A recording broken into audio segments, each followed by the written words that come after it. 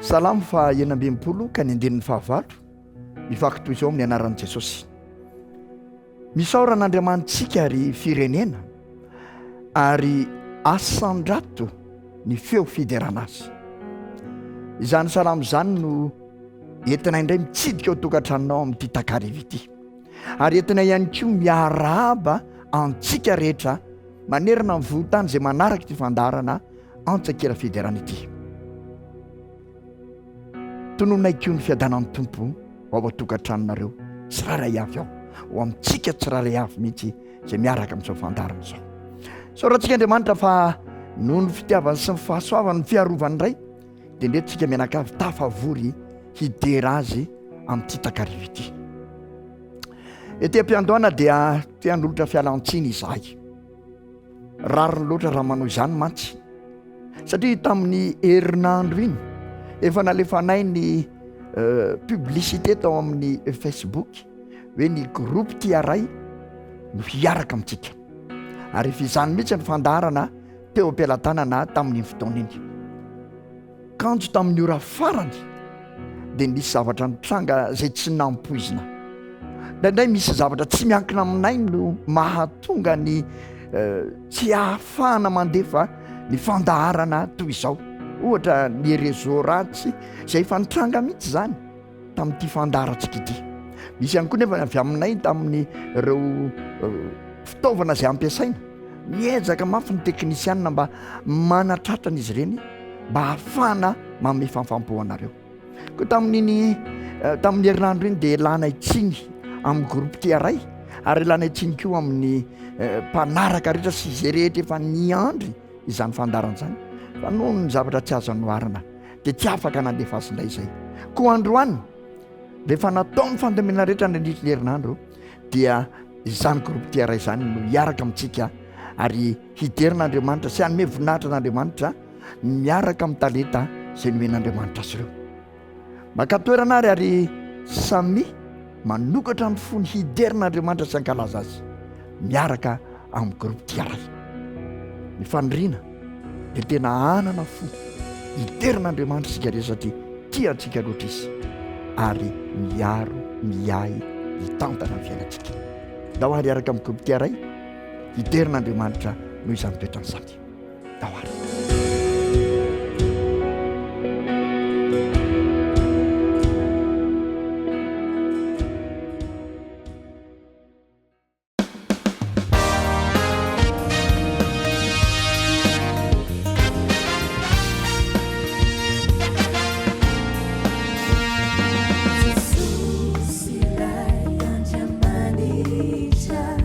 Tena funilani cha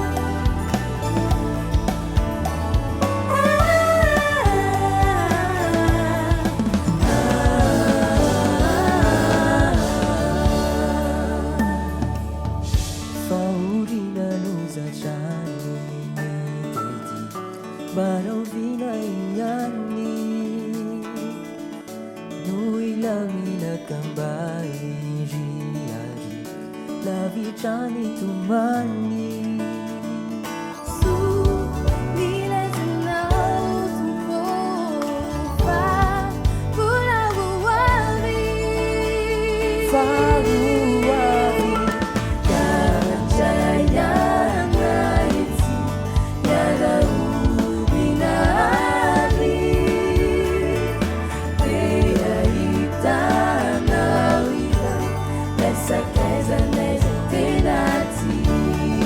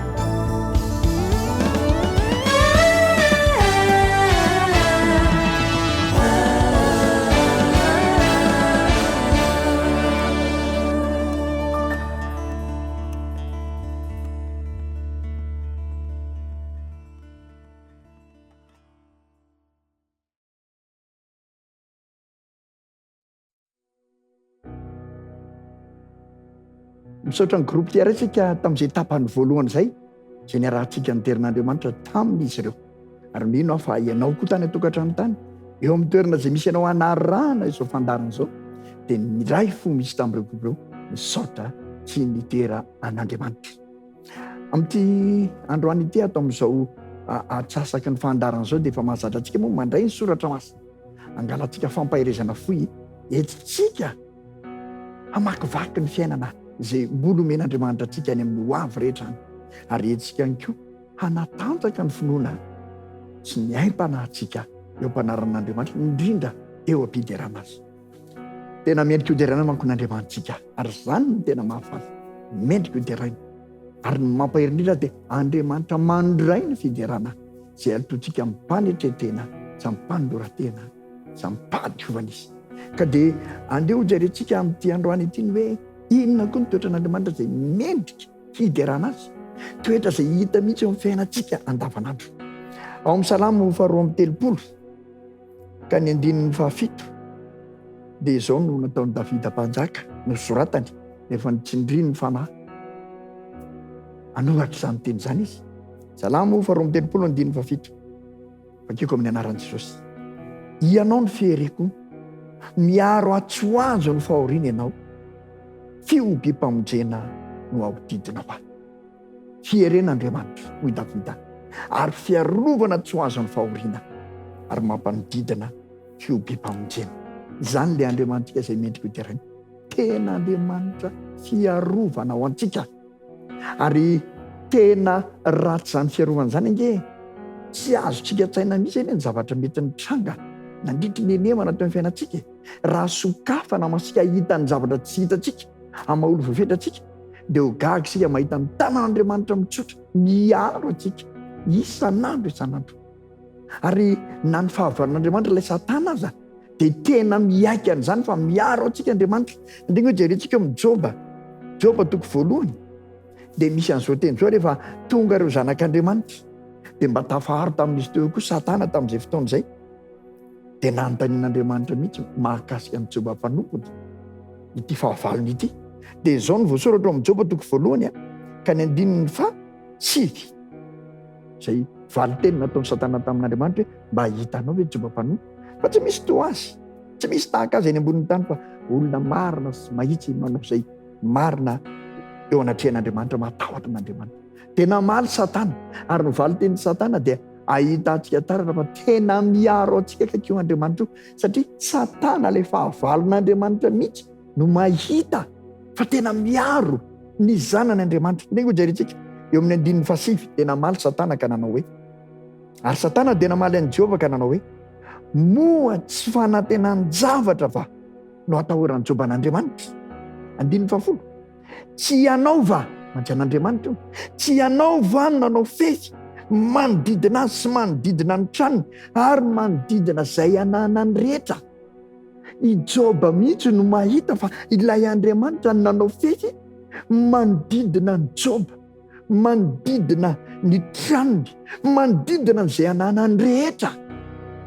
Tena ilay fahavalon'Andriamanitra no mahita an'izany. Izany hoe tsy laza masaka zany raha hoe miaro antsika Andriamanitra, tsy anganonganona resaka maniditsidina fa tena zava misy hoe Andriamanitra miaro. Ary Satana mihitsy eto mahita fa asian'Andriamanitra fefy manodidina ny zanany, ny tranony zanany, izay ananany zanany rehetra. Manana tômôbila anao asian'Andriamanitra fefy zany, manana trano ianao asian'Andriamanitra fefy zany, ary manana janaka ianao asian'Andriamanitra fefy, momba anao rehetra asian'Andriamanitra fefy. Tsy ahafahan'ny fahavalo na Satana aza handrobaka anao. Ka tena mahafaly izany ilay Andriamanitra izay tena miteny atsika fa zanako ianao, dia tsy miteny fe miteny fotsiny fa miaraka amin'ny asa mihitsy dia manisy fefy manodidina io zanany io, manodidina io olon-tiany io. Ry havana, raha nataon'Andriamanitra tamin'i Joba izany dia mino ahy ianao fa ataon'Andriamanitra amintsika sy ianao izay mahatoky azy koa, izay mandray azy ho Andriamanitra sy mpamonjy. Ary izany mihitsy no tokony hiderahantsika azy. Misy fotoana indraindray mety esorin'Andriamanitra kely io fefy io. Ny antony dia ny hitsapana ny finoantsika azy hitsapana ny finoantsika amin'ny fianterana tanteraka aminy. Ka rehefa mahatoky amin'izany isika dia izao no lazain'ny Salamo 5:20 rehefa mahatoky amin'izany fitsapana mety mitranga izany isika dia mitoky amin'Andriamanitra. Dia izao no lazain'ny Salamo 5:20 ka ny 1 sy ny 2 izay mahatoky an'i Jehova dia tahaka ny tendrombohitra Ziona izay tsy mihetsika fa mitoetra mandrakizay. Na nisy fahoriana ary zany hoe nasoron'Andriamanitra kely le fefy ahafahana mitsapa ny finoantsika sy ny fianterantsika aminy ka mijoro tsy mihetsika tahaka ny Joby isika, tsy nandao an'Andriamanitra isika fa mainka nitarana tamin'Andriamanitra isika, nivavaka sy nitalao famonjena tamintsika, tsy mihetsika fa mitoetra mandrakizay ny finoantsika izay mahatoky an'i Jehova tahaka izany dia tahaka ny tendrombohitra Siona izay tsy mihetsika fa mitoetra mandrakizay. Ka manasa anao ankehitriny na inona na inona lalovanao ny fiainanao, andao hiteran'Andriamanitra dia atoky azy fa mijoro tsy mihetsika ianao. Ny olona mianahana, ny olona mora saritahotra no miala tsy manantona Andriamanitra amin'ny zavatra toy ireny, amin'ireny fitsapana toy ireny, fa ny olona mahatoky azy kosa dia mijoro tsy mihetsika tahaka ny tendrombohitra. Ary rehefa avy eo 2 dia izao nataon'Andriamanitra aminy, rehefa resiny ny fitsapana tsy miala andaharana izy na mitsoaka fa ny fioka sy ny joro tsy mihetsika teo amin'Andriamanitra dia ozy izy 2 amin'izay fotoana izay tahaka ny tendrombohitra manodidina ny Jerosalema no hanadidinan'i Jehovah ny olony hatramin'izao ka ho mandrakizay. Azo antoka fa miaro antsika Andriamanitra, tsy lainga, tsy nofinofy, tsy anganongano fa tena miasa amin'ny fiarovana antsika Andriamanitra ary miprofo dia mahatonga antsika sy ianao mbola miaraka amin'ny groupe Tia Ray amin'izao fotoana izao mitera azy. Andao tsy ahetrikitsika mihitsy izany finoana izany, andao atombona tsara izany finoana izany, andao ho fehezana izany finoana izany tsika mianakavy hiteran'Andriamanitra mandrakariva satria Andriamanitra mpiaro antsika, miandriamantsika ary manomboka androany dia atoky azy isika ka tahaka ny tendrombohitra manodidina ny Jerosalema no hanatodinana antsika hatramin'izao ka ho mandrakizay. Samby mahery ary aoka hanapa-kevitra hiteran'Andriamanitra isan'andro satria izany ny Andriamanitra izay tokontsika.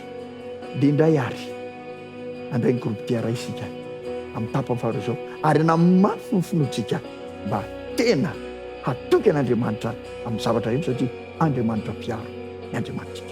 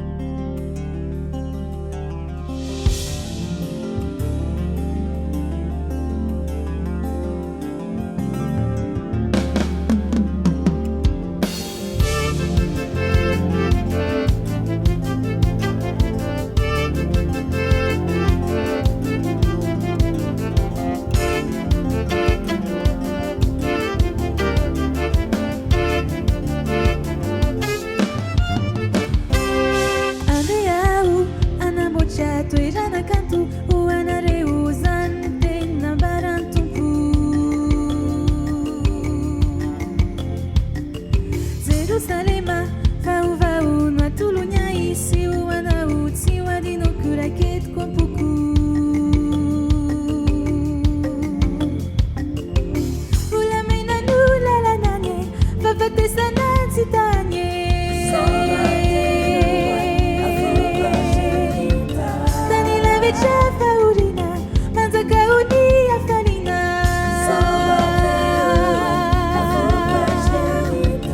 rehefa tsarovina fa tsy mba hiditra za tsy masina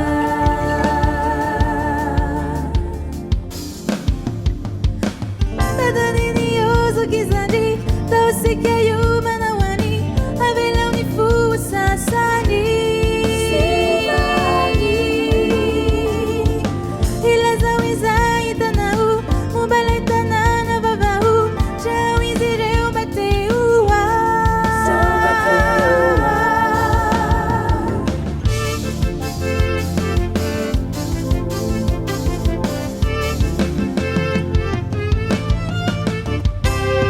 andeha aho anamboatra toerana kanto ho anareo zany tena mbarantompo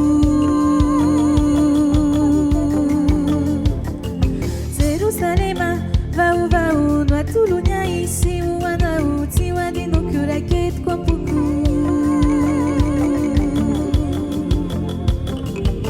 volamena no lalananye fafatesana tsy tanye tany lavitra faorina manjakaony afalina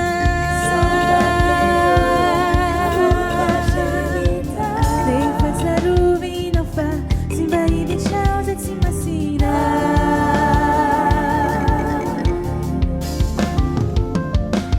tadaniny ozoko izany tao sika io manao any avelao ny fosasany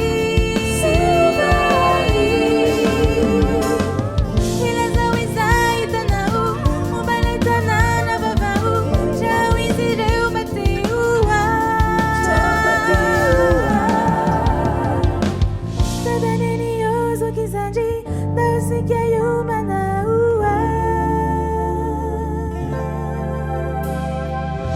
Jerusalema vavao no atolonya isy ho anao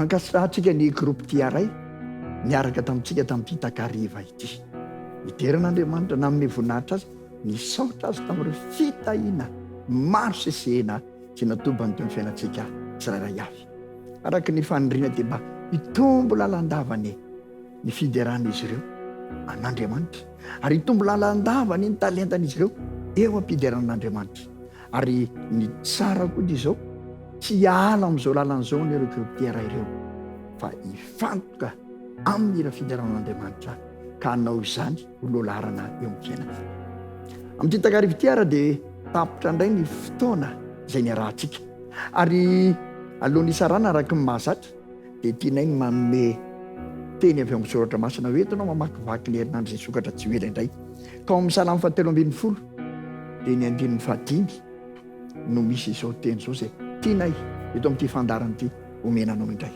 ovakiko amin'ny anaran'i Jesosy fa raha izao kosa dia mifamondramponao etikiko ho faly amin'ny famonjenao ny foko izany no tenin'ny soratra masina izay entintsika makivaky ny herinandro hitoky amin'ny famondrampon'Andriamanitra satria Andriamanitra be famondrampon'ny Andriamanitsika dia hitoky amin'izany isika ary ho faly amin'ny fiderana azy ny fotsika tsirairay mandritra ny herinandro misokatra tsy hoelo manome fotoananao indray ary amin'ny herinandro any toy izao raha sitrapon'Andriamanitra teo tafaraka etona isika ka hiaraka amina korala vaovao indray izay efa miaraka taminay nandritra ny fotoana ity tao ary ifanao filoma ary samio tain'Andriamanitra ny tsirairay avy filoma tompoko